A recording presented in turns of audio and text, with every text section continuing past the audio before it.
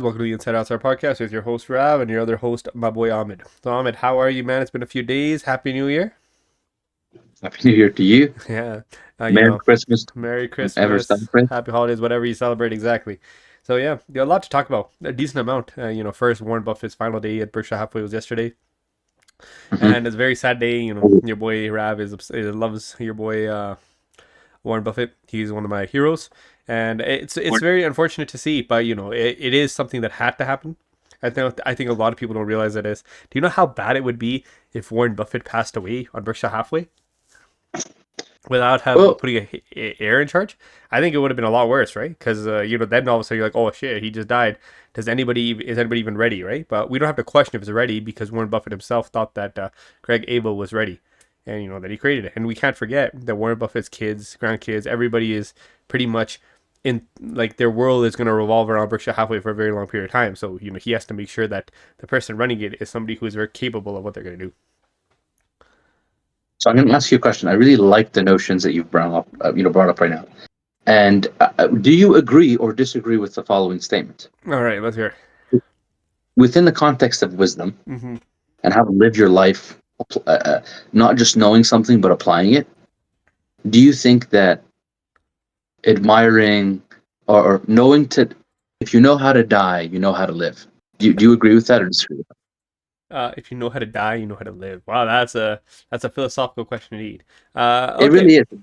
I think the thing is, man, everything you do is going to be in relation to death, right? So like, why do you have Mhm. to build something? Because you're gonna die. So you have to build something today or soon enough, or you're going to pass away, right? Like, why make a family or anything, right? It's because we're not going to live forever, right? So we have to prolong whatever we can for genetically. So genetically, everything. I think so, man. Otherwise, sweet wouldn't be as sweet as it is. I think yeah, exactly. You just described something like without salt, there's no sugar, Mm-hmm. and without the admiration of a chapter in life ending, and Berkshire Hathaway stepping down, if you can't appreciate the fall seasons, you can't appreciate the spring. Oh man, it's beautiful. Yeah, it's a beautiful thing. And I, and I think that it's sad, it's a bittersweet reality that this guy's stepping down. But obviously, I hate the guy. I'm just kidding. I have no hate against him. Oh my god, the boy is hating on the I like. 90 I'm plus a year old. Jim Parsons. You I'm a know, Jim yeah, Parsons he is a fan. Jim Farnes fan for And life. But they here, say I'll tell you what's the what's up. Renaissance Renaissance technology. technology? Yeah, the medallion And fund. is it James Parsons? I'm a fake fan, No, no, bro. no. Is it James or It's Jim Simmons. Jim Simmons? Jim Yeah, Simmons. Yeah, no. Jim Simmons, guys. Ahmed, one of the things I gotta say is I'll talk about Berkshire Hathaway. It is one of my favorite companies of all time because it literally is the S&P 500 that doubles. The thing is, a lot of people don't realize this. So Warren Buffett for decades have defeated the S&P 500, right? He did the impossible, right? So for that, he's known as one of the greatest investors of all time. The three things I have to say is the bigger a company gets, the harder it is to get returns. Jim Simmons had this with Renaissance Technology and Medallion Fund, right? There's a reason why it's only as big as it is because they themselves know their limitations. The Berkshire Hathaway, although yes, it had performed like amazing. The thing with Berkshire Hathaway, the thing that people won't realize is from this point on, it's going to be extremely difficult to continue to make it grow for a while. The reason is, although it pulls out money and you can keep buying stuff, the entire business is extraordinarily large.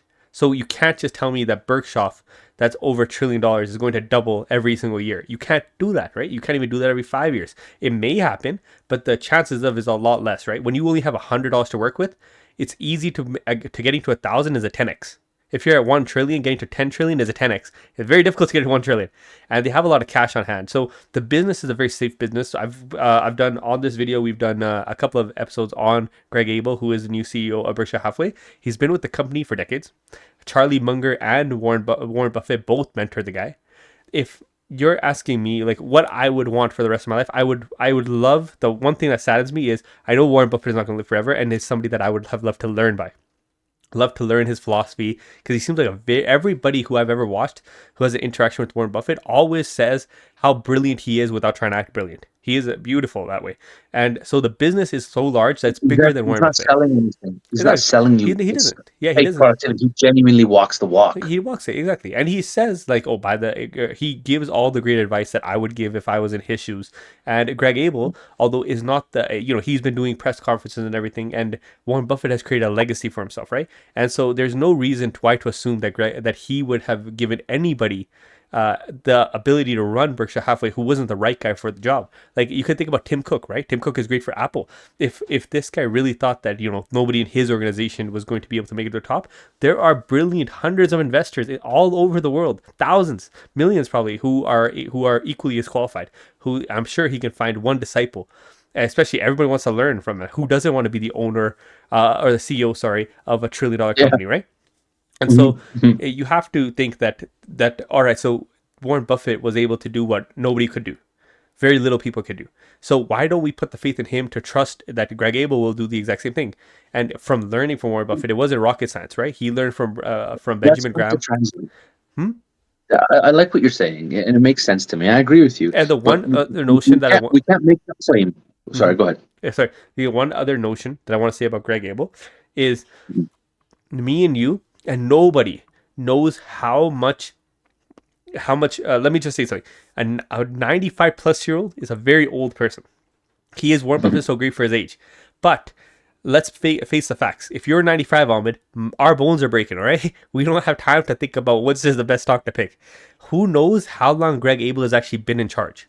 Because I guarantee you, because he was the CEO of Berkshire Hathaway's energy division. So that's the CEO that he was. And so there's no reason to assume that he would not have been doing Warren Buffett's job probably and for a while, right? Like how the best you get best experience for the job. You learn from the person on the job. And so from what I'm just trying to say is, for people who are worried about Berkshire Hathaway's performance, and there's not a lot, to be honest. I've seen a lot of people give very good crates to Warren Buffett's team. Is Warren Buffett still the chair? Still on the? He's one of the chairman of the board, and there's still so much probability that Greg Abel has already learned a lot from Warren Buffett. And what I mean by a lot is 30 years. Ahmed, could you understand? Could you learn a skill in 30 years? I don't. Wow, that is a profoundly long amount of time, Yeah, Greg and Abel's the old too. He's 10,000 not a young man. Greg Abel is an old man too. He's not a young 30, man. 30 years. Yeah. Yeah, but he's very knowledgeable. So yeah, I'm still investing in Berkshire Hathaway. If anybody's wondering, I still am very bullish on the company. I think it's going to be doing fantastic for the next little while. And again, I just like their cash position, right? They are in the best position to literally buy out companies. And so if they just keep buying out companies and they keep all of their regular divisions still making money, I don't see how Berkshire Hathaway has any issues right now. I am of the inclination to believe that 2026, maybe early 2027, we're going to have a phenomenal run up in the S&P 500 from the perspective of holding assets. But from the perspective of holding money or holding basically nothing, it's not going to be phenomenal. But I think after that cash heavy situation, they're going to the setup of having so much liquidity is that you're going to be able to catch a generational dip. Yes. And I think and I resonate. The reason I have these ideas is because they resonate with, or they parallel a lot of these investment banking channels that I watch. And I think that the one thing I forgot to mention earlier is that the ability, the skill set to trade like Warren Buffett did is different than the skill set of recognizing skill sets and tools of somebody.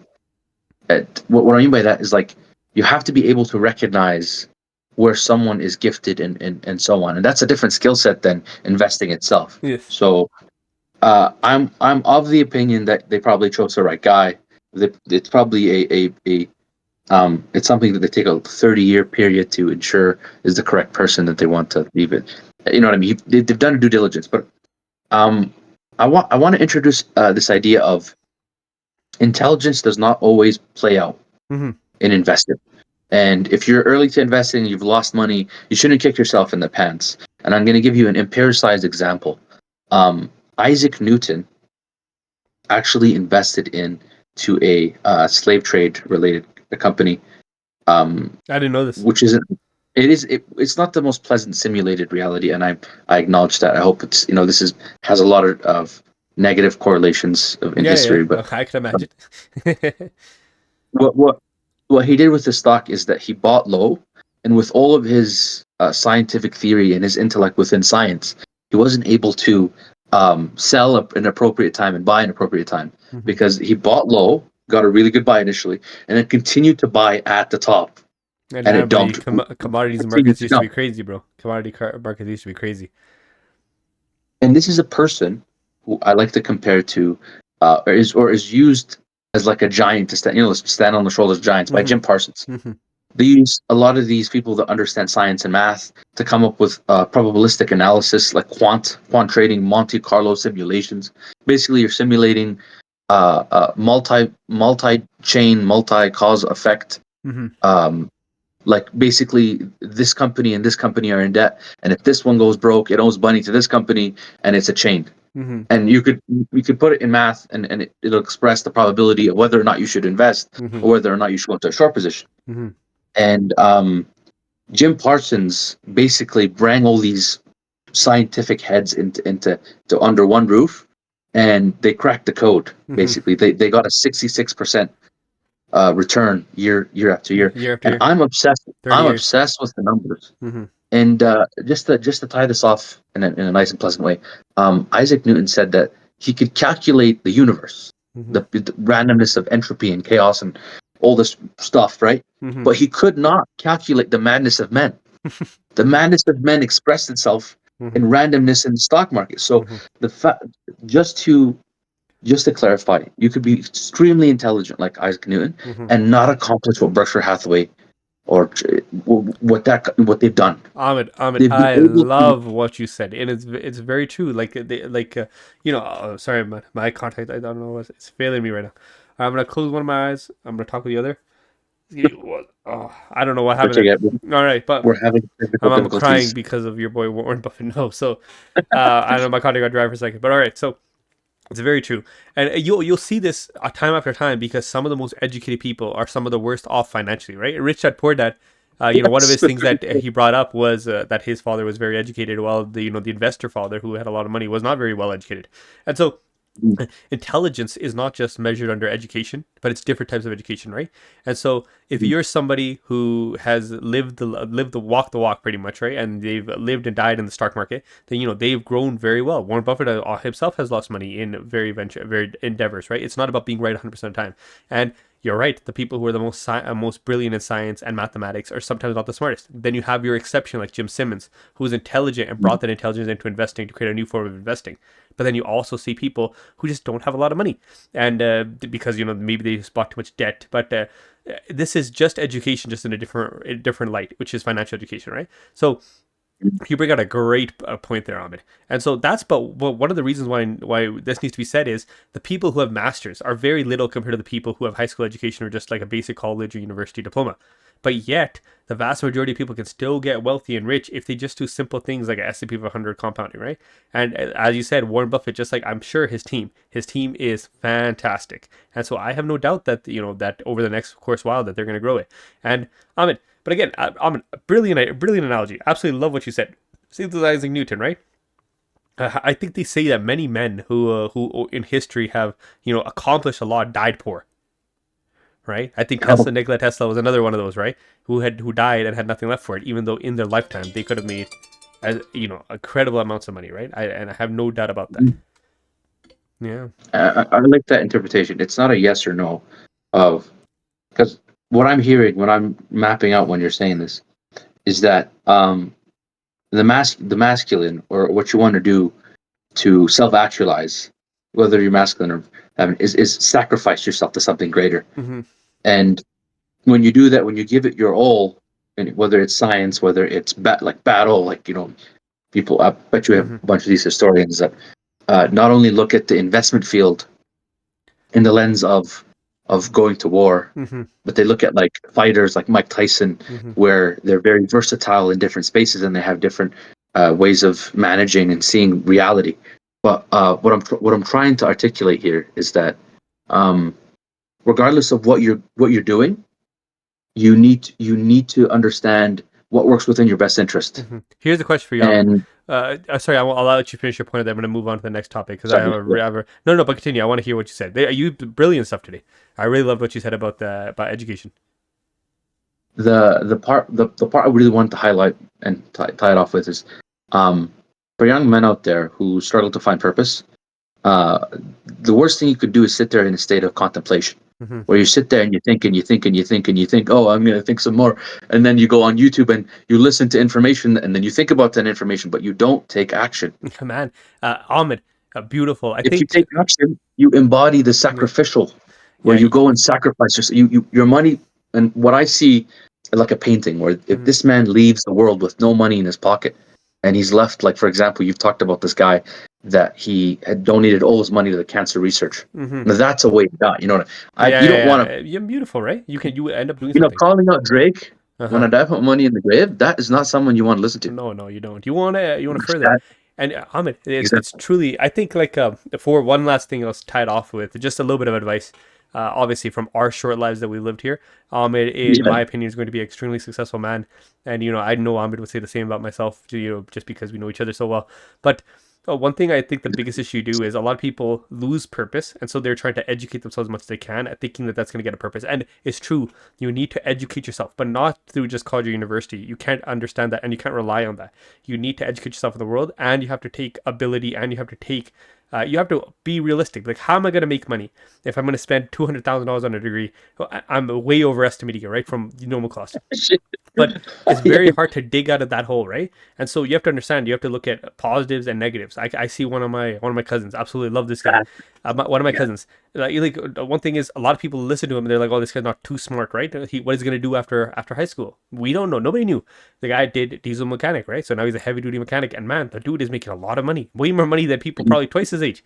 And so I'm so proud of the guy, right? And so the guy's knowledge vast is maybe not knowledgeable in investing like I am, but his knowledge ability in this other field is so tremendous that he's able to now utilize that to make money. And it took a while to get there, right? But he's in his young 20s. So guys, understand two things. It's not just pure education. Need purpose, because the more you do, the better, the better the entire life is going to be. A lot of some of the richest people in the entire world are people who did not get too educated in university or college, but they did educate themselves. You still need education. You can't live like a caveman. You have to educate. Yes, it's true, but the word education can be very, very slippery. Yes, and I agree with that, because a lot of people associate education with school, but education is everywhere. You just have to educate yourself. Ahmed, so moving on to the next topic. We're in a big societal problem. Yeah. Genuinely. And it has to do with Jordan Peterson and where he talks, the concepts he talks about. He says agreeability, disagreeability.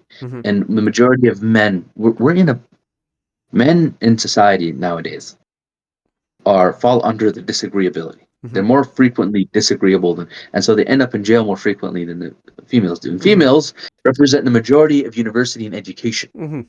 They're doing it right. And you have to get educated. But again, like I mentioned, what is the biggest debt bubble? What's the largest debt bubble? Your student loans. So when I said earlier, just to tie this up before we move on, when you work within your best interest, you're applying what Ravinder suggested. You're working with, you're seeing the pros and cons, and you're sitting there making an educated decision. Don't get me wrong.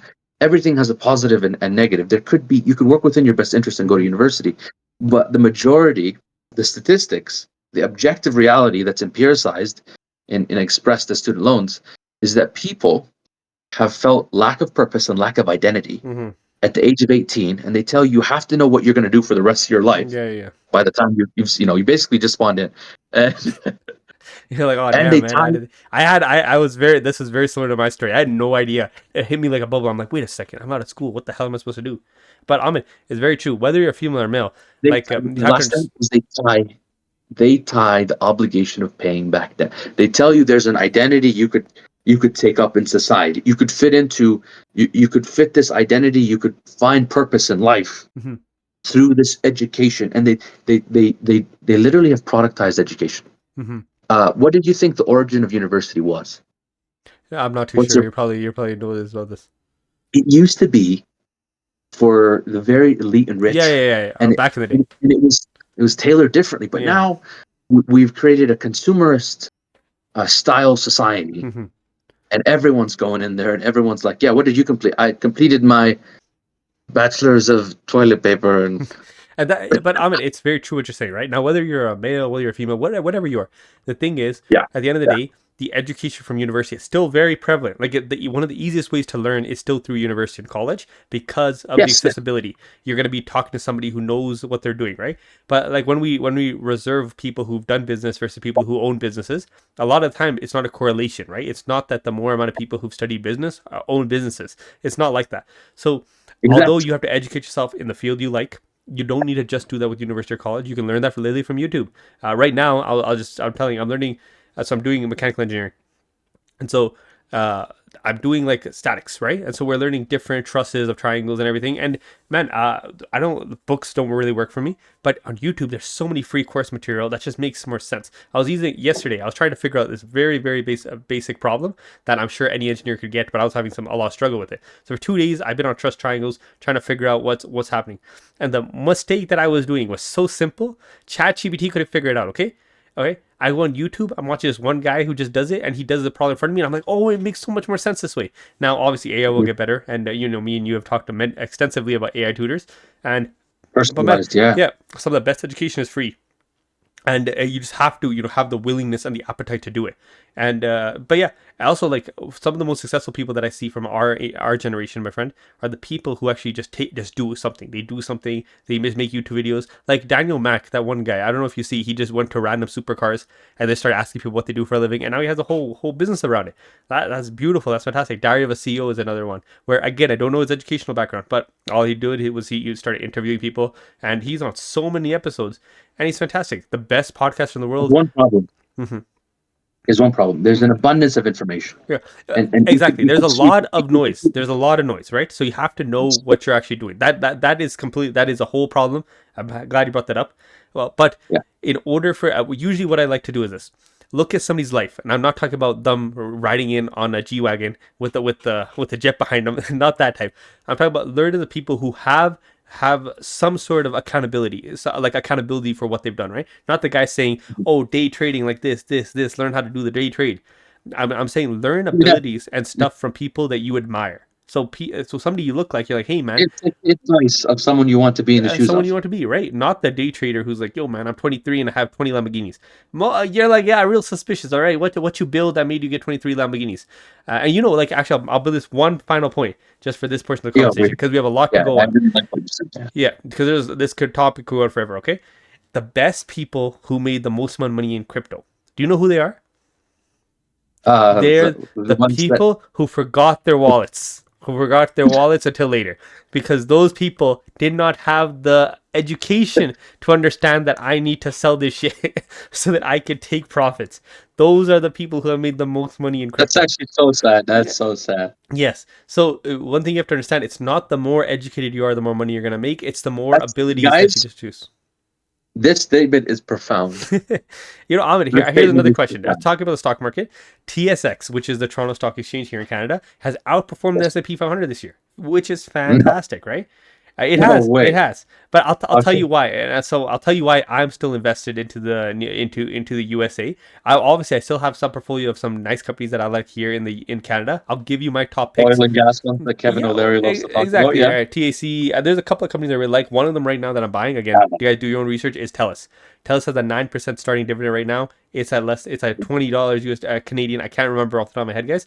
But I have not seen a better time to be buying TELUS because, in my opinion, Canada really, really likes its tech giants, and TELUS is one of them. They're one of the only ones making data centers that are sovereign here in Canada. And I do believe that over the long term, especially as AI is growing and computing is growing, that TELUS will be on the head of that. So I don't really see an issue with their dividend is still covered. So there's no real stress about deleting their dividend, but they have a lot of debt.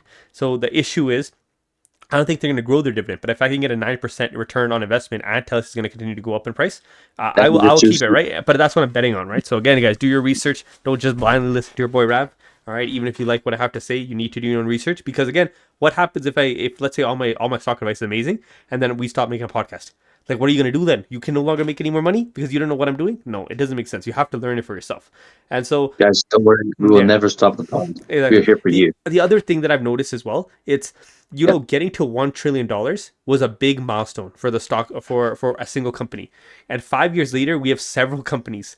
And so Berkshire Hathaway, relating it back to the stock market, was the first stock company to reach $1 trillion status in USD without being a technologies company. It was the only one that didn't do it, right? And so the what I'm just trying to say is, once somebody reaches the next big evaluation, I'm gonna relate this to bench pressing, okay? In the sport of bodybuilding and powerlifting, somebody achieved something insane. Eddie Hall hit 500 kg deadlift, insane. People thinking to get there was never gonna happen. But then as soon as he hit him, a few people have hit it afterwards. The reason is it's the top is only the top until somebody reaches it. And then when people see it's feasible, that's when it starts to going. So the TSX, although it's growing now, the problem is Canada still has a couple of other issues when it comes to being as business friendly as the USA. So although they're growing, because the ability to grow is very easy when when another component is growing at a very fast rate, I still do think that the best companies in the entire world right now that people buy from, especially Canadians, is TSX. exactly they're still buying the USA company. Like for example, I have not seen a Canada phone. For Like TSX, yeah, have you seen a Canadian phone company? Like not a wireless service, but I'm talking about actual phone. Have you seen a Canadian phone? yeah, Which one?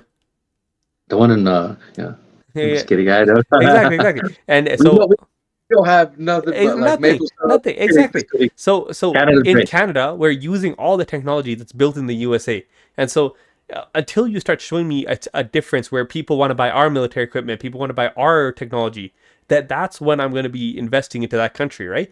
The only countries Yes. outside of the USA that you can see that clearly is in some portions of China, but you got to remember government subsidies. If the government stops giving subsidies and the companies can't live without them, that's a very tricky situation in my books. But in the USA, top companies, none of them are really reliant on a company. Now you could think about Palantir and a couple of those companies that have military contracts. But when you're thinking about Apple, you're thinking about Apple producing phones for the world, not just for the USA. And you know what? Actually, like funny enough, Canada at one point in time produced its own bullets, like for weaponry. They also produced its own cars. We had a car company here as well. I can't remember the name from the top of my head, but you saw all those go away and us starting to become manufacturers for other people's stuff. Like we build Ford cars. We're going to build cars for this and this and this, and that's a problem because again, that means the money doesn't stay in Canada. That money is coming from somewhere else, or money is going to somewhere else, and that's why I'm not personally invested into the TSX. And of course, that's my opinion. You guys I can definitely be wrong. The TSX could go 30% up for the next 20 years, and you would have been millionaires if you invested into it. But the way the technology works is I'm investing where the technology is coming from, not where the technology is going. That's where I'm going. You're at the bleeding edge of innovation within the technological world, and that is advice from a billionaire I listen to on YouTube. And Which one? Do you I'm know? in line with parallel. I forget his name. He's from India. That's all I That's remember. okay. Is he the guy with the mustache? Yeah, I Yeah. think, Well, all of them have mustache. To be honest, all right. That's Maybe, not I don't know. narrowing it down. I think he has. Yeah, he probably has a Yeah. mustache. But There's this one guy. I forgot what his name is, but he is a good friend of Warren Buffett, and he was a great friend of Charlie Munger as well. And he's Indian, so he's from India, and his investment firm also makes a great amount of money, and he's doing fantastic, right? But I see, like that's somebody I want to mimic. That's somebody I want to figure out how are you doing what you're doing, right? And you don't need to be an engineer, you don't need to be a physician, you don't need to be anything. But one thing I'll promise to tell you is look where the money is going. And if companies are moving to the USA, which again we'll see if the job market continues and everything. In Alberta, for example, in Canada, for example, Alberta is getting a lot of jobs. I know some people here may not see it, but the youth unemployment rate is dropping, while in other portions of Canada it is going up. Like youth unemployment is very, very high, right? And that's the first right. usual sign that you'll see, because you're like, hey, if the youth are not getting the jobs, who's getting the jobs? And if adults are getting youth jobs, so it's again no issue if you want to work at McDonald's, no issue with whatever. But if the youth cannot find youth jobs, and they don't get the work experience, that means they're going to be starting their career way, way later in life. And if housing is more expensive, rents are going to be more expensive, food is going to be more expensive, transportation is going to be more expensive. If that's all going to get more expensive, then you have to understand that youth have to at some point start to get a job. Again, my apologies for rambling on. There's many things about this. Is when I was in high school, there was many people who had jobs. In high school that I see now, I don't see a lot of people being able to get jobs. Not just because we can't just say, oh, the generation doesn't want to get jobs. But I had personal experience from my cousins who tried to get jobs and they couldn't get the basics of basic jobs. Oh, Yeah, just opinion wise on that we one. live in a different we live in a different Canada Hmm. than we grew up in. But advice for the younger generation, the men that are coming into this new quantum age. Quantum age. Yeah, let's hear. Let's hear. Let's not just do it for dudes. There's, Let's do it for everybody. If Ahmed, yeah, in your no, but opinion, here's the thing, man. I think that if you're on YouTube looking up financial information from the Insider Outsider podcast, you're ahead of the crowd. I feel like you're yes, I and you're agree with that as motivated, well. and you know how to work within your best interest, Hmm. which means that you accumulate information, you act upon it. Hmm.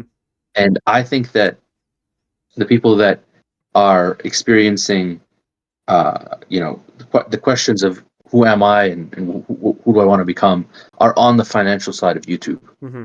And this is exactly where you're supposed to be. Hmm. If you know, there's a reason why you're watching this video. Ahmed, I loved it. And I love what you're saying. I don't think the education system, nor the the reality of employment, has offered anything of Big value. meaningfulness to the young men out there. And a lot of them are adopting this thing where they are disconnected from this interpretation of the economy, jobs, degrees, and Mhm. you know what I mean. Like they don't feel like And again, they guys, have we're a just telling this from experience, right? There's nothing about dudes or women that we're differentiating from. It's just again, both of no us are no no. dudes. Yeah, and we're It's just trying women to. are actually doing quite well. Yeah, I would say A so, lot of right? them. But for a lot of like friends that even we see, right? We now again getting overly educated in a topic that's not going to make you money is not going to make you money, and we're just trying to get that point across. Is you can do something out of passion, but from everybody who's wealthy, yeah, they always say the passion usually isn't the thing that's going to make you wealthy. You're going to become wealthy, and then you're going to be able to work on your passion. We don't want to get lost in the sauce. Hmm. Okay, and I don't mean to make this theoretical. Hmm. I mean to make this as empirical as possible. Hmm. And the usage of vape pens have went up through the roof. Hmm. Why? Why do you think that is, Brad? Hmm. Yeah, addictive for a younger generation. What's nicotine? Nicotine is a stimulant. And what typically happens is men who feel unfocused start to self medicate themselves with nicotine. And we have a declining testosterone. Have you seen the numbers? Yeah, yeah, yeah. Microplastics. Hmm. So I'm speaking directly to we're part of this. I'm speaking directly to the viewer that I intend this to go to. We're seeing problems because testosterone plays a huge role in motivation, in finding meaning, and there's a societal problem of men are not getting educated, they're Hmm. not getting degrees, they feel unfocused, they're self-medicating, and they're developing stuff that's related to attention deficit hyperactivity disorder. Where they're on Instagram and all these quick dopamine fixes, and they need to lock in. Hmm. Pretty sure you've heard the term lock in. Yeah. Lock it. It's a new year. You set the new rules. You want to be you don't want to be a 2026 shotgun goals. Hmm. where you spread the projectile. You want to be barreled. Hmm. And how do you get Focused. barreled? You get on stimulants. Hmm. Stimulants like nicotine. You self-medicate. What I'm trying to tell you, the viewer here, is society is not meeting you in the middle. Hmm. A lot of people don't have a pathway. If you weren't good at school, there wasn't a pathway for you. So you kind of feel like, oh, nothing's going to work out for me. I can't get a job unless I have a master's degree. Even women are predisposed to a lot of these problems. There's societal problems, and the one thing I want to do, if I could do anything, is leave something meaningful for the viewer. Hmm. On what I'm trying to say is, if the viewer were to see this and benefit from this, that's exactly my goal. Hmm. Um, and today's society, I've expressed why the problems are. I've empiricized as to why. I'm not trying to speak in the philosophical. I'm trying to talk in the empirical. And what I really want them to take is that the micro controls the macro. What you do in the small scale controls the macro. So if you listen to these podcasts that are trying to work within your best interest, you strategize, you use game theory, you barrel you focus, you barrel your energy, and you express it in one way rather than just unfold. You know what I'm trying to say, right? I'll add on to what Ahmed said. So Ahmed, Yes. you're saying some very great stuff, right? A lot of people, like from what for the stats that we can see, I'll tell you directly how it is. This is just, again, go for it, opinionated. If people are going to be upset, they're going to be upset. But what we're just trying to say Mhm. is this: a lot of time, what happens is when you don't have a direct pathway, you decide that you're just going to keep doing what you're doing. And the problem is, the reason why you're in the position is because you either are not experienced enough to know what you need to do, or because you don't know what to do, you're going to keep doing the exact same thing that you're doing. But what has led you to the Exactly. position that you're in is you doing what you're doing. So the worst thing that I see in today's day and age, people don't compound their life. And what I mean by that Mhm. is they don't like to think on a strategy of 5 to 10 years out. They're thinking about the next month. They're thinking about the next 2 months, and it is very difficult, right? Like if you're a young person and rent is really high, food is really high, and you're trying to figure out how Mhm. to scrap money, it's problematic. But you still need to do it because it's your life.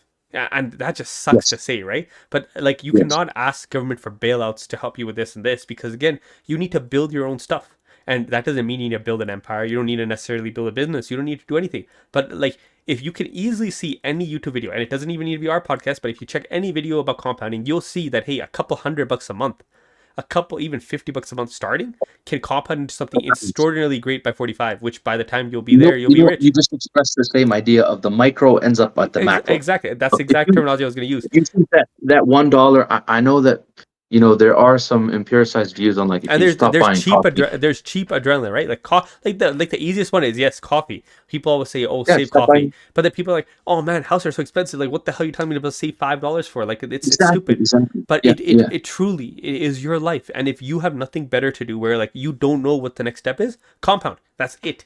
The easiest way to build wealth in the stock market is by entering the stock market, and not by day trading, not by doing this course that's going to teach you how to get 1% every single day for 100 times your money. That's definitely not it.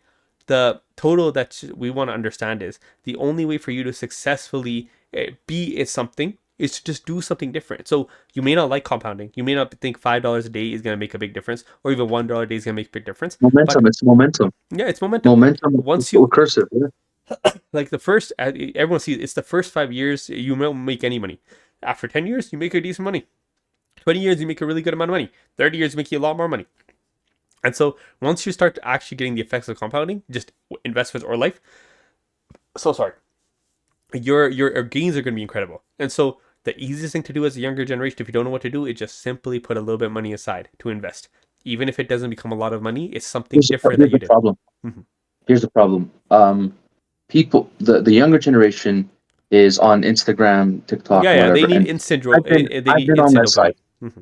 If you're doing bodybuilding, whatever you're doing, you're gonna be shown the highest standard of efficacy. Yes, yes. Top 1 percentile. Oh, I just made $100,000 this month. It's Next month I'll be Ahmed. making Can you two, for relate this example. to? Can you relate this to What I'm trying bodybuilding as to well? say, Can you relate this to what bodybuilding as well? I can, but Yeah. I need to set the basis that I'm going to talk off. Hmm. So here's the basis. I like how you mentioned TJR. Hmm. It you know, he basically cheats his way. The money he makes is from the viewership, and he basically robs from his community. Who? Sorry. Who? But Sorry. TJR, he's those traders. Yes. Yes. TJR Yeah. is Yeah. the Yeah. most Yeah. Yeah. famous Okay. Okay. I'm trader. not too He familiar has with the exact guy, but yeah. he has a Lamborghini. He has a YouTube channel. He talks about day trading. Basically, he tries to he does what the dark triad is described as in Jordan Peterson. Dark triad basically wants to be recognized for something they haven't done. Hmm. They want to be recognized. It's fake valor. You know what fake valor is? Hmm. So what they do is they act like they're the CEO, and we've seen several people fall into this description, and they don't actually have the firepower to back the role, and so they rob everyone that's in this contract, that even the social and the literal monetary contract. And Um, can I just relate one more thing? Just one thing. I really, really like what you're saying. I really just want to add on to it. Guys, if somebody has figured out a secret cheat code in day trading, I'll tell you yeah, what they're going to do.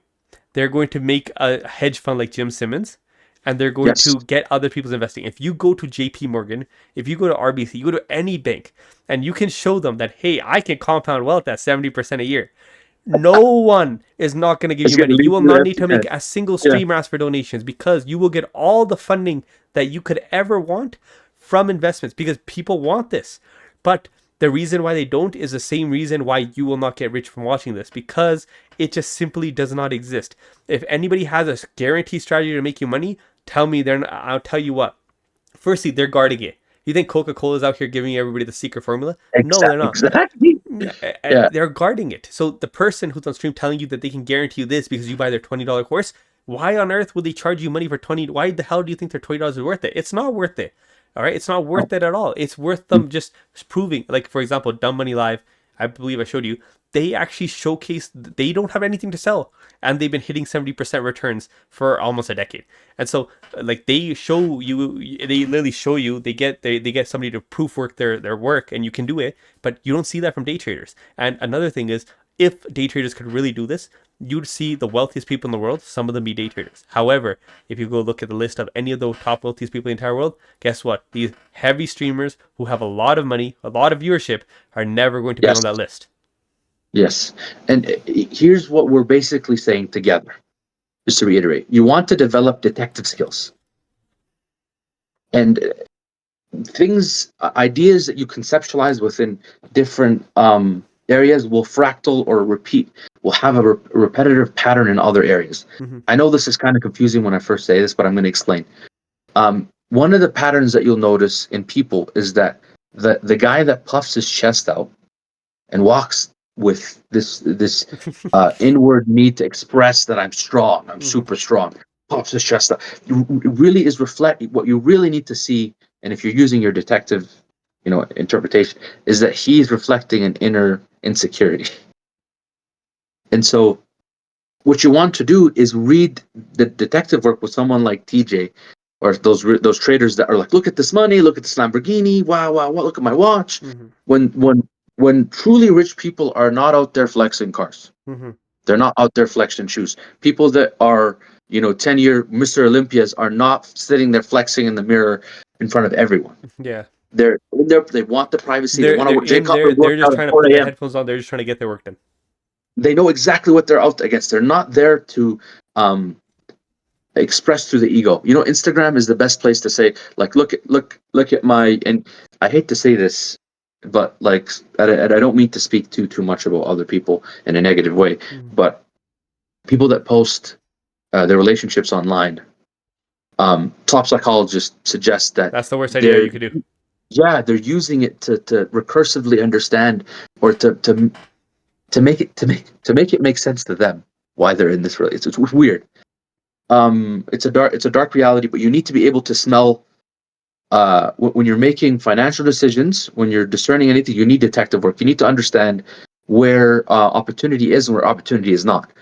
And an example of this is, they'll use the identity that's tied to the educated, you get this degree to get you to sign a contract of student loan and forever be in debt to them. You know what I mean? What I'm trying to say is, for you to succeed as a young man or woman, you need to be able to pay attention to small detail, and to recursively work on yourself in a positive direction. You recursively work within your best interest, and if you're on any uptrend, or you're experiencing positive growth, reality will try and do the opposite to Hey, you. It'll create environment. You know what I mean? Like, one of the point I want to say is, like, if you've done these courses, I don't think you're stupid. They're literally designed to take money from you, right? It's people who know how to take money from you, or people how to get into your emotional yes, state. And a lot of times it's yes, good, right? Like most people want to make money not for the idea of flexing it, but they like more income so they could give their families better lives. But guys, just to understand, it's just like there's no free pill of free money. But there is a lot of easy content that you can look up, and it's very I easy love to that. find. I love that. Yeah, it's trust me, the people in front of the computer screen out that are day trading are not the ones making the money that you want to make. The money you want to make is, and again, you're like, oh, these just have Lamborghinis. Yeah, they make money from all the viewership, and that's how they afford these insane lifestyles, right?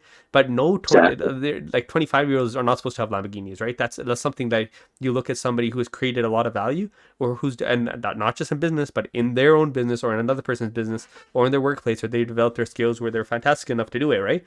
And Yeah. You need to look at that and you say, okay, that's great. You can again go to university because again, education is still fantastic. Learning any education is great. It And depends what you're learning, yeah, though. It's yeah, very exactly, specific to exactly. what you're But learning. even if you don't get something, like even if worst case scenario, you messed up and you got a degree in something that's not going to be useful. Let's just for a whole statement, I'm just going to make up this. Let's just say you're a coder, all right?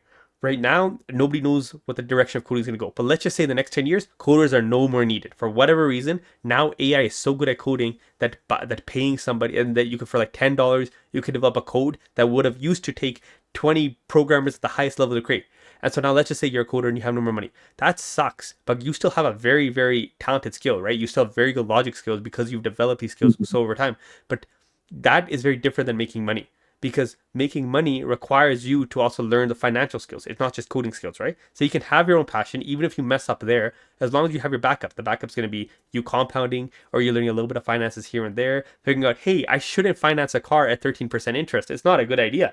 You That's know the what I'm skill saying? set that you learned. Rav is expressing a skill set that he's built over long term. And it's again, I didn't come from where it's like, oh, I know the exact smart thing to do. As a Punjabi, I'll just say this: my community is very good at saving, so I learned a lot of saving skills from my parents, right? And I'll tell you what, the first time I had a credit card, I messed up, okay? Not with a credit card, but I had a debit card. My parents gave me a debit card, and they were right to not trust me, okay? Because I was stupid. Once I got it, I didn't. They put $500 in. I didn't have a job, right? I was a very, very lazy kid. I'll tell you that right now. I loved movements like gym, MMA, but I was really, really bad at just focusing on anything, right? And so when I was just trying to live my life, I was going to get food every day because now I could get gluten-free food here and there. Pop, pop, pop. Okay, all I was doing was hoping that the credit card accepts the next time I have to pay for it. That's all I was hoping. And guess what? It came to the time where the money ran out. Okay, and then the nervousness hit because I know my parents were going to see the statement. And so, but that bad interaction of $300 that went away in like 2 months because I just kept buying food, I got beat, not in the direction, but my ego got beat, okay? And then once that combination happened, my parents like, oh, if you ever do this, I'm gonna kill you. Guess what? I decided to not spend money, and I learned saving skills this way. I got very fortunate. Some people will Marshmallow. have, huh? What I really like the story, Yeah. and just to add on to the detective work that you must be able to recognize Hmm. in your own life, the small details, the marshmallow test. You've heard of the marshmallow Yes, test, right? yes. So you brought it up to this podcast as well, but please feel free to tell it to the guests. There's this interesting thing that I've noticed in reality, where you experience a specific kind of pain that leads to pleasure. And usually you consciously do it. So you go work out, you experience pain, and then you're jacked. You get the pleasure and pride, the pride of work, Hmm. of achieving that milestone or body. And what Rav is highlighting here is his ability to understand how the negative emotional expression of getting declined actually built the foundation of his the structure. He he then went on to understand like basically sustainable spending, Hmm. right? Let's relate And this because I think we talked about a lot of finance. Let's relate this to bodybuilding. I'm gonna bring up 2 points, and Ahmed, I know you're gonna have such good analogies for these. So first, I'm gonna talk about yeah, Ozempic. Okay, so Ozempic again. This is great science. Science. This is literally what you invest into to develop the technology of the future. But there's some stuff that's not yeah, gonna go away, guys. Firstly, is this. All right. If you go to the gym, just like how you mentioned, pain becomes gain. So if you go to the gym once and you kill yourself, and now you're like, oh, I'm so sore, I'm not gonna go to the gym again. You made no progress because it's not the one time. You have to consistently keep going, consistently push yourself in the gym, and then you're gonna lose yes, weight, gain yeah, muscle. And now we have Ozempic, which there's benefits and non-benefits. The first thing is this, okay? Even if let's say Ozempic has no side effects, that's great. Here's the issue. All right. Now, while you're on Ozempic, you might eat less because now obviously you have no appetite and now you're losing weight. But guess what? As soon as you go off, if your habits have not changed, if what you intrinsically did to get to a position where now you need Ozempic, you're gonna get right back to that position because it's habits. It's all habit based, and it's habits and discipline. Now, also, let's just say you lose a bunch of weight. You're most likely not the people who lose a crazy amount of weight are not the people they usually not happy with themselves still. They still want to create muscle so they can tone up their body how they want. Again, completely your call on however you want to look. But Ozempic does not solve the fact that you can't just put on muscle. It's the same thing like taking a pill. You can't take a pill and put on muscle. Whether you do steroids or however whatever you want to do in your life, it's still you yes, still yeah. need discipline. You still need a great diet. You still need everything in order to get the achievement you want. So if we use that logic in anything in life, Finance is the exact same way. If there's no quick shortcut to money. That shortcut is debt that you're gonna have to pay back eventually.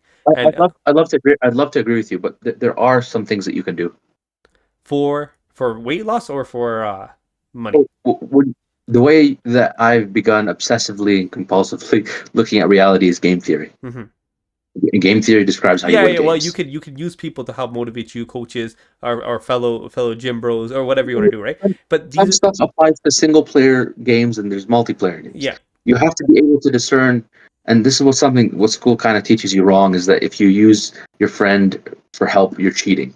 yeah. You're Well, not to meant, when you leave school, you're meant to operate on a team leverage. basis. Yeah, yeah. Understand leverage Hmm. with anything, whether it's bodybuilding or business. And what's leverage? Leverage. How do you transcend game theory, Ref? Here, How okay. do you Well, transcend? well, here How do you I'll really, say it in what I think you're gonna say. Okay, leverage doesn't just mean leverage in using debt. Leverage also means leveraging people to get to where you want to get to. Not using exactly? people, but leveraging. So, for just No, example, if you're trying to build, I'm just saying a space company, right? Elon Musk hired a lot of people who were educated in what? Aeroscience, right? He learned a lot. He got a lot of people who knew about the topic so that he could leverage their skills to develop a rocket company, right? yeah, yeah. Same thing as if you want to learn how to create an engine or anything you want, you need to leverage somebody's knowledge and for you to be able to do that, right? If it's not your own.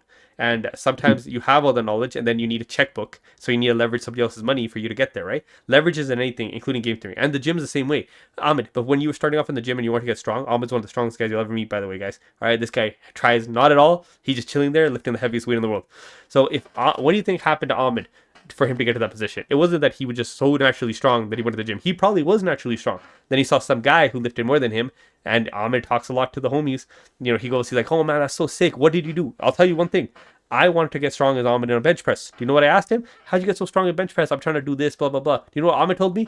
He's like, this may or may not work, but he's like, when I'm doing my triceps, I do them backwards so that I build Reverse more strength. Exactly, psychology. exactly, and that's leverage that I didn't know, knowledge that I didn't know, but I leveraged his knowledge and what he did for me to get better and better at being a good bench presser.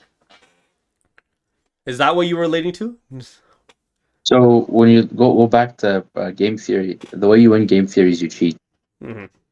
And the term that people within like the people that describe the game theory more effective than I can, they call it transgression. It's when you, let's say you start a company, you work together with a couple people, and you start to work within two companies, and you don't know you're working within those two companies. You take information from one to benefit the other, Mm-hmm. kind of like Mark Zuckerberg right now, what he's doing with these other AI companies, where they get these super smart people, and they pay them even more, bigger. Yeah, he steals them over. Yeah, exactly. And although Berkshire Hathaway is impressive and Jim Parsons are impressive, I wouldn't necessarily give them an empiricized power over But getting to money yeah, in but comparison to let's Nancy Nancy Pelosi. Pelosi. Yeah, yeah. So Nancy Pelosi participates within the same framework, and I'm going to relay this back to working out. Is that she uses transgression, which means she has insider information. And if you know anything about trading and the reaction time of when you purchase something and how they could front run you by a millisecond and profit like crazy off of you through like commission fees or whatever, Nancy Pelosi gets the information before you, regardless of what you do within the confines of game theory, in the sense that you team up with the smartest guy, you get Elon Musk to interpret your aerospace. You know what I mean? You get a big team. They're all smart and they work together. That's level one. Level two is you cheat. I mean, if I was Barron right now, Barron Trump, my dad made Trump coin. I don't even need to play the game. I could Mm-hmm. just put my dollar there. Boom, Trump coin explodes. Oh, I you have sell. access to the people who can do anything for you, right? And so Don't get accessibility me is a wrong. big key. If you get to if you get to understand reality through this lens, you start to see some of these guys that are super jacked in the gym and on YouTube and Instagram with 300 million followers. And they're on all sorts of stuff that they'll never tell you they're on. They'll always tell you hard work, dedication, and a little bit of syrup, the special Aunt Jemima syrup with my name on it. Yeah, the This fun one, smoothie, huh? The fun this one smoothie. has creatine in it. The truth is that you need to understand the compound effect of the 1% rule. Mm-hmm. What's the 1% rule? You've got to try to do 1% better every day, and any sort of thing in life. Imagine you get better by 23% every day. Nobody. All right, then the whole So world's if screwed. You're gonna rule the whole world very soon. you want to be the Nancy Pelosi of the gym, how Mm, do you do that? mm-hmm, When uh, when this thing called Retatrutide comes out, have you mm-hmm. heard of Retatrutide? No, I don't believe so. Which one was that? See, that's why I'm Nancy Pelosi. I'm just kidding. Yeah. This is the insider. We got him right here. So they found this revolutionary chemical that is much like semaglutide or Ozempic. Semaglutide is one; it's an appetite suppressant. It limits your appetite. The downside is your muscles. You start to look like you've atrophied, and your muscles go to shit. You basically turn skinny fat. But that's what you don't want. Retatrutide, and I'm not telling anyone to get on this. This is just what I heard online. Not financial advice, not medical advice, not a doctor or Yeah, financial just a advisor. random dude. It's exactly it's a triple agonist, which means it does the appetite suppression, it increases visceral fat burn, so it increases your metabolism, Mm-hmm, burns your fat, and it does this last chemical. It's used that last chemical is used in muscle wasting patients. mm-hmm, So what it does is it preserves muscle mass as you cut, mm-hmm. and the reason it's not being publicized to everyone, the reason it's not FDA approved, is because it's too effective at managing diabetes and all these diseases that are helping pharmaceutical companies Mm-hmm. profiteer. Mm-hmm. Um, it kind of cuts their supply off. So do your own research. Don't listen to me. What Mm-hmm. I'm trying to express here, beyond Retatrutide, is that you need to understand how to work within your best interest and And using when it's tools in your disposal. Is that the idea? What you're saying? you can ethically cheat, Yeah. and that's between you and yourself. Mm-hmm. Um, Here's the thing. Here's the thing. I love what you say. Now let's say that drug. Now obviously we know we don't have super dive in research right now on that drug, but yeah, between me and you, obviously, right? We're just saying what we've heard. yeah, Now the thing is exactly. this. Exactly. The thing is this. Even if you do all that, guess what? You're still not going to be happy because one of the big tones of Like, how you feel look good is you still need to be working out in the gym so you can build. You can actually do protein muscle synthesis and I'll tell gain. you what. I love the idea. You're expressing a black and white reality, but Mm-hmm. it's not true. I'll tell Mm-hmm. you why. Explain. Explain. Things when if you have a yes or no answer, it's usually a simple question. But Mm-hmm. when it's a complex question, and we're talking about That's complex harder for the ideas, yes and no. Yes, I understand. you can be six pack shredded, muscles, everything, and still be the fat guy inside. Mm-hmm. Until the innermost region, the micro, resembles the macro, the outermost. Mm-hmm. Until your psychology is in line with eating healthy every day and going to the gym every day, you're not going to be jacked. You're going to get jacked for a while, then Mm-hmm. go back to being fat. People win the lottery, they lose the money right away. Why? Exactly. Yeah. Because Yeah. They build. got the They shortcut. don't build They don't skill build the set. habits and foundation. Guess what Rav did with the debit card? He built the foundation. Yeah. He built it through Pa pa pa. pain. He He built it built through the pain, pain. and yeah, pain, Mm-hmm. selective pain, not just random pain. You'll cut yourself in the corner. You're not going to gain anything. Mm-hmm. Like, no disrespect to the emos out there, but Yeah. you want to select a particular pain that leads to pleasure, which is what Rab's experiencing. He's very, very You know what I've careful noticed? Do you know with what I've where he noticed? spends his money. He understands how to make. Yeah, Do you know what I noticed? The thing is, the one thing I'll notice is it doesn't count for everybody, but for a lot of people, when you just do the right habits, you tend to just start to get the right results because you do more of the right habits. Just for example, if you start going to yeah, the gym and yes. you just let's just say you fall in love with powerlifting, the next reasonable of what you're going to do is try to learn how to get the best the faster you can get, right? And so Yes. because you're liking the topic, because you're engaged in the topic, you're just going to gain knowledge and knowledge because you're going to keep watching things, you're going to keep trying to see things, you'll see how somebody does some sort of deadlift or movement, and you're just going to try to mimic. And Yeah. eventually you'll get to food as well, right? The food is always usually the hardest thing when it comes to weightlifting, and Yes. but Yes. you'll get there, right? Eventually you'll have a reason to get there.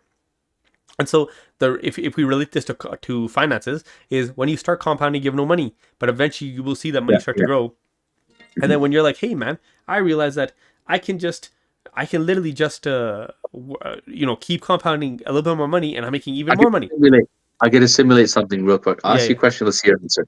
About Okay, what, sir? Rav, I You want you to imagine this. Imagine this with me. You have five pancakes with vanilla ice cream at the top, mm-hmm. and it's drizzled with all sorts of chemical, and it's gluten free. Oh, thank you. Now I can eat it. Now I'm excited.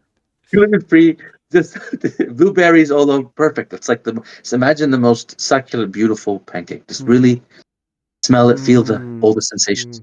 And now I take it away from you. What do you feel? You Pain. know me, bro. I can barely taste it. But Pain. you sadness, yes.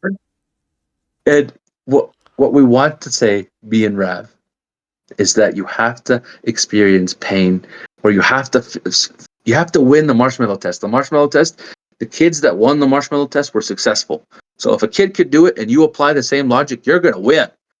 We want you to win. Don't pancakes could go all over the ground wherever you envision. Okay, Ahmed, let's do this. I love what you're saying. That makes so much sense. So let's do what we preach. All right.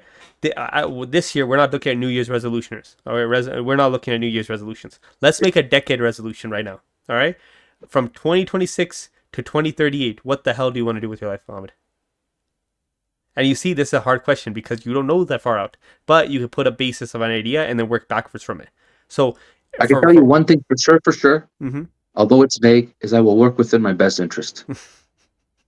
And that's a good answer. The best scenario, the happiest version of me, is when I work within my best interest. The people around me benefit. Mm-hmm. So let me get straight. In 2038, you want to make sure that you're providing for the people that you love. Yeah. Okay. So what's the best way for you to get there? With this podcast. With the podcast. If I could share. And if we have 100 million views, we'll be able to make that a reality. It's very suitable, guys. Yeah, like I'm not about selling snake oil. I understand that if you're going to build something and you're going to put energy into it and you're going to stick around, it's going to make an impact. And you know, I like to use analogies, and this analogy kind of makes sense to me. You want to have a ripple effect on the people that you communicate with, whether it's through this technology that we're using, leveraging, or the person-to-person interactions you have.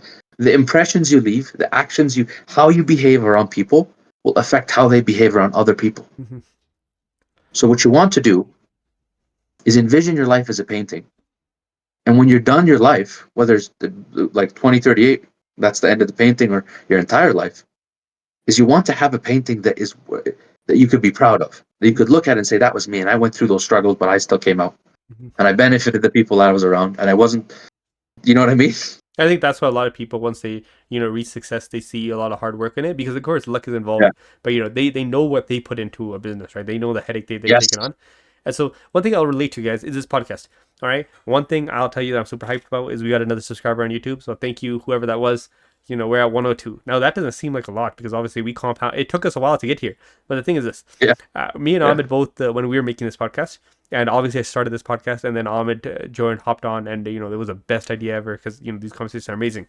Is first of all, we spent countless hours. You will not. We put in full working week hours, in conjunction in all of this effort that we're doing. Like this conversation here, me and Ahmed could go into the gym and have a great gym workout while we're talking about this, or we could go get some food and chill with us. But we decided, no, we need to put it online, right? And although a lot of the time we talk about the exact same thing over and over again, so it gets repetitive.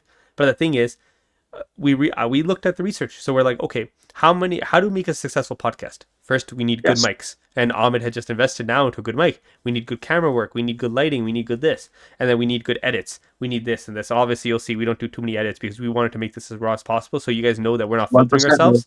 Yeah, we're not filtering ourselves. Yeah, the only reason why I stopped editing fully is I don't want to, and I'll probably start adding an intro and outro. But the reason why was because the podcasts that I love the most are not the ones that keep getting cut. The ones that I love the most are the ones where I can listen to somebody raw and speak. So somebody that I admire can speak continuously without any stress about it, right? And that's the only way that I saw like true happiness in what I'm going to do and how we could relate to it. So then doing that was the first step. The second step is we saw how many podcasts actually fail. Almost all of them. The reason why is after 5 to 10 episodes, they're not getting traction, so they quit. And so I look at that and I'm like, wow. And so then what I was seeing was, if you want to continue to grow, the most likely, the success after, I believe, the 30th episode is high likelihood, or like high compared to the low likelihood, just because of the fact that you're still putting effort in, right? If one episode... Define insanity. It's like doing the same thing over again and expecting a different outcome. Yes, so the people that reach the threshold of how many videos and then they quit. Mm-hmm. Insanity, right? They let in the insanity. But here's the thing. Sometimes insanity prevails. Is actually misconstrued for high intellect. Yeah. One thing I'll say this is, who they thought was crazy? Who did think was they crazy? jailed him. they jailed him, and he was the one who was right about the sun being the center of Yeah, the yeah, universe. exactly. I mean, not the universe, the center of Yeah. the Now, source. obviously, me and him are not going to be as fluid, as crazy as figuring out a brand new, physics piece or some brand No, new no, but we knowledge. We want might. to emulate Yeah, that. We want to emulate that. We're exactly. going to But hit that threshold, and we're going to continue yeah, to bring you the the top of the idea is line. we're going to continue to keep going with this, even if we have no viewership, even if we have zero views, because the position is the sure well way to fail is by not doing it. So if we have Yeah, even a sliver of chance to make something successful, we'll keep going here's with the it. thing: being around Rav, it's like being around a fire, the bushfire, the wild bushfire. You just keep going. And Don't do that in honestly, the math, guys. Don't do that. All right, we have too many fires in Canada. But yeah, I get what exactly you're saying. we're Alberta, we're in a cold, damn cold out here. It is cold. It's very cold. Right now, it's chill. But Honestly, even beyond the YouTube channel, um, I've enjoyed Rav's and company, I was and just about to say it's that. been. I need you to stop right there because that is the next step. Let me The, finish the damn statement, Rav. before I let you finish, You you have just to gotta, find a team. yeah, You know, like the Avengers. that you like. Yeah, assemble. Find Avengers and assemble. So here's the thing. So You're saying, go ahead. doing 30 plus episodes is very difficult. It is very time constrained. Like I've told you already. It's way It more takes a while. difficult if someone that you're doing it with is boring. Yeah, Yeah, but exactly. Like you got 1 hour of your day, guys, is approximately 4%. So me and Ahmed have yeah, already been on this pod for more than an hour now, and so that's 4% of the day gone, right? There's a lot of things, especially if you want to develop high level skills. There's a lot better things that me and Ahmed could both be doing 4% right of now. the day. Yeah, 4%. 4% is every hour. So, but the all roughly right, it's 4.2 or like whatever it is. I'm not See, the I math swear to whiz, God, okay? this is who you want to be around. Yeah, but this is You guys what want yeah. to join the podcast. This is the I fire think you about want to. percentages, yeah. But Toast your so marshmallows. Fuck it's, the marshmallow test. Toast your marshmallows on Rav. yeah, Okay. so the next time you think you're just waiting around for 15 minutes, understand that if you're not listening to if you're not listening to an audiobook, you just wasted 1% of your day. It's 15 minutes is 1% of your day. And that God, like it compounds I've quickly, right? literally.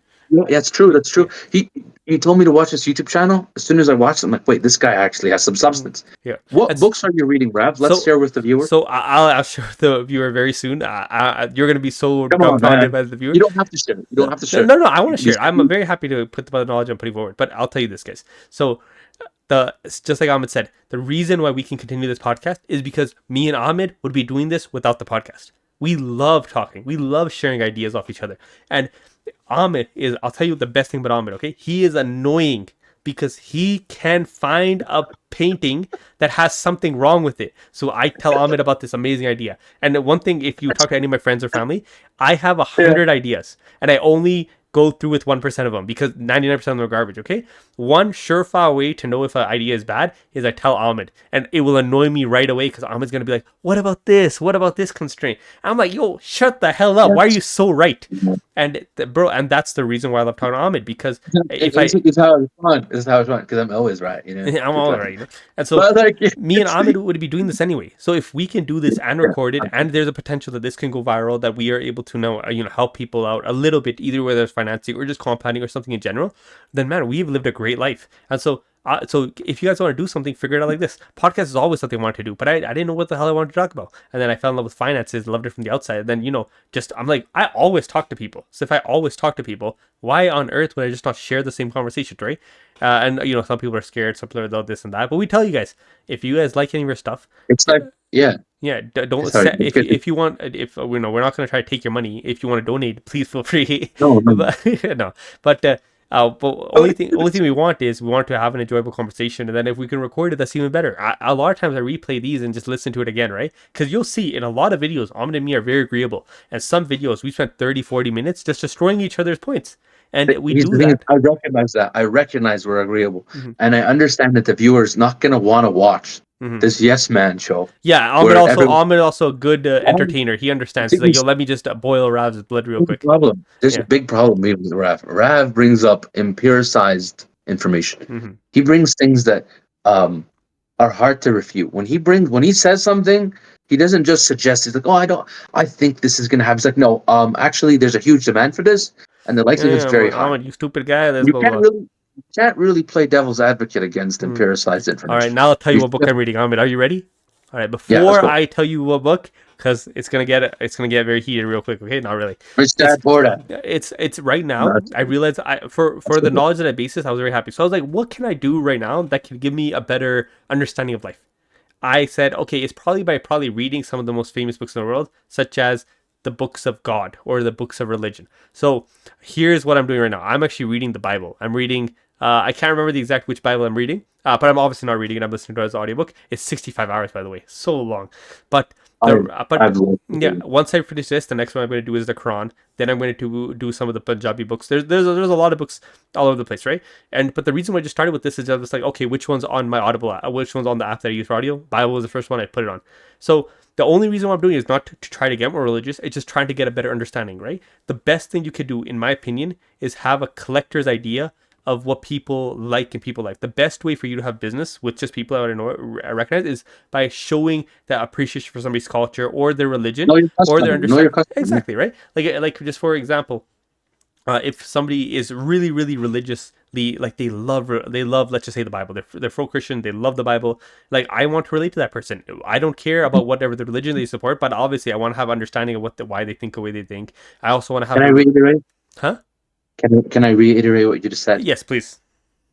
So everyone that's part of this family that is watching us right now, Mhm. And I if you want guys you to. don't believe me, because some people might just say it's No, no. BS, so look on my phone. Let me go to my app. Where the hell is my app? So I'm not ready with Everend. Okay, let's go see the last thing I read. Okay, what is it? What is it? Oh well, this is engineering. It's an engineering book that I was reading. Okay, so this one's electrical engineering. That one's just a 1 hour book though. I was just reading it to get more knowledge into what I was doing. But the actual Yes. currently reading, let me just go ahead and put it on. Damn, bro, It's in the. why the It's hell like is a this? month ago. He's opened it a month ago, and he's trying to find it. No, I'm no, kidding. it's just my Wi-Fi is very bad down here, so I'm just literally waiting for it to show up. But here, Oh my god. look at the search results. So I don't know if you can see. So the first You're search so result, good. this one's And engineering, the back. because I was reading engineering books because right now I'm trying to learn engineering, and I'm doing it by myself. I'm not actually going to use. I'm not actually like doing. I am doing a course on it, but it's a self course where you learn the material and then you do it yourself. It's not going to a university or college. So the Yeah. first thing is engineering. The second thing is how to love engineering. Because I found out one of the really good ways to learn is by getting excited about something, and it was from the dude that I mentioned you to watch. The third book is the I was Bible. thinking that same thing. Yeah, the third book is the Bible. So it should say continue reading. Sorry again, guys. It's just taking a while. And Here's the notion that you're basically understanding and you're perceiving reality from an abundance yeah, perspective. and You're, the Bible, the C 64 hours right there. The Bible that I'm reading is the King James Bible, the Old Testament. That's what I'm reading first. 64 hours, exactly on the money. Exactly what I said. you're- No BS. so when you know how to go to war very aggressively, you're very good at war. You're also simultaneously in the practice of love, because Mm-hmm. love and war are two sides of the same apple. You can bite this side, but you're really biting the same apple. What I'm trying to tell you here is scarcity and abundance are they're precognitive states you want to operate on at certain times, right? You want to understand how to operate from a cognitive state of abundance, which means, and there's this idea where if I see me and Rav are on the same team, if I see Rav, start to see him from a pessimistic, negative lens, I'm not going to succeed. I'm not going to thrive. But if I see Rav in from the abundance angle, I start to see the best in him. And there's this recursive pattern that happens where I see the best in him, he starts to see the best in me, and we actually form into a more solid foundation. We start to show up to the podcast with our best foot forward. We start to have that exponential magnified effect. And what Rav is expressing here is when he reads the moral frameworks of other religions or ideologies in general, and understanding what makes them, tick. How do they perceive reality? You're really starting to see the best in others. Now, religion is misconstrued with the people that follow it, and a lot of the times, these moral frameworks are of such high standard of efficacy and morality that the people start to carry the sword without being able to carry the sword. What do I mean by that? They don't embody the full moral frameworks of those books. But when you read the books, understand the moral frameworks of those books, you start to perceive the other person, or the Christian, Sikh, Muslim, Buddhist, whatever Tao, I've read the book on the Tao. I really like that. Recommend that for you. You start to operate from a precognition of abundance. Mm-hmm. You start to see the good in others, and you build a reality that reflects that. Mm-hmm. You don't live in this paranoid state of he's out to get me and those people are bad. That's scarcity. You do not want to operate from a pre-context of scarcity. You don't work within your best interest. If you want to work within your best interest, you operate from a state of abundance. And that's why Rav is the most abundant. Yeah. I appreciate that, man. Very nice thing to say. But Ahmed, when I cut it here, we're just done an hour and 15 minutes, so this is a very long pod. But again, guys, we really appreciate you guys, for tuning in. We had 2 viewers the entire episode, so whoever those were, thank you. I think one of them's Ahmed, so Ahmed, thank you for being the best viewer. But like I told you guys, Well, we'll keep being here. There's no reason to quit. There's just a reason to continue to do, right? And I'll tell you, man, me and Ahmed are probably going to 1,000 episodes because again, this is just ideas. And with that, guys, have a great rest of your day. Definitely talk to you guys tomorrow. Well, not tomorrow, absolutely. whatever the next it is. Have a great rest of your day. Bye bye.